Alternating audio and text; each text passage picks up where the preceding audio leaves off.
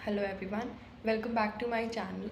आज हम बात करने वाले हैं हाई कोलेस्ट्रॉल के बारे में। अब कोलेस्ट्रॉल होता क्या है ये सबको पता है। कोलेस्ट्रॉल का इफेक्ट हार्ट पे क्या होता है ये मोस्टली लोगों को पता है। कैसे कि आर्टरी में अगर कोई ब्लॉकेज आ गई, कोलेस्ट्रॉल का प्लेग जम गया तो जो ब्लड फ्लो है वो कम हो जाएगा एंड उसकी वजह से हार्ट अटैक के चांसेस ज़्यादा बढ़ जाते हैं।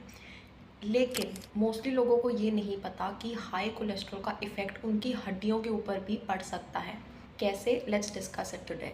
सबसे पहली चीज़ जो हाई कोलेस्ट्रॉल आपकी बोन्स के साथ करता है वो ये है कि जो हमारी बोन्स को यानी कि जो हड्डियों को बनाने वाले सेल्स होते हैं जिनको हम कहते हैं ऑस्टियोब्लास्ट्स, जो कि हमारे बोन टिश्यू को बनाते हैं, ये हाई कोलेस्ट्रॉल क्या करता है, ये वो वाले जो सेल्स हैं उनके फंक्शन को रोक देता है। उससे क्या होता है, नया जो बोन टिश्यू है वो नहीं बनता एंड उससे क्या होता है कि जो हमारी बोन फॉर्मिंग एक्टिविटी है वो डिक्रीज़ होती रहती है।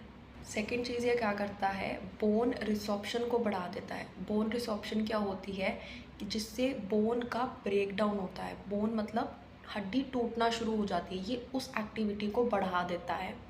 उससे क्या होता है, बोन फॉर्मेशन और बोन रिसॉर्प्शन के बीच में बैलेंस नहीं बनता, इम्बैलेंस हो जाता है। अब ये जो इम्बैलेंस है इससे क्या होता है, loss of bone mineral density.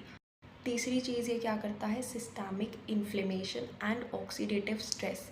ये दोनों चीज़ों का नेगेटिव इम्पैक्ट होता है हमारी बोन हेल्थ पे एंड इससे भी क्या होगा, जो बोन फॉर्मिंग सेल्स है यानी कि जो ऑस्टियोब्लास्ट हैं उनकी एक्टिविटी को ये कम कर देता है। अब अगर ये सारी चीज़ें होंगी अल्टीमेटली क्या होगा, ऑस्टियोपोरोसिस होगा, यानी कि जो हमारी बोन की डेंसिटी है वो बिल्कुल कम हो जाएगी, हमारी बोन्स ब्रिटल बन जाएंगी, यानी कि अगर आप थोड़ा सा भी गिरोगे तो आपको फ्रैक्चर होने के चांसेस बढ़ जाते हैं।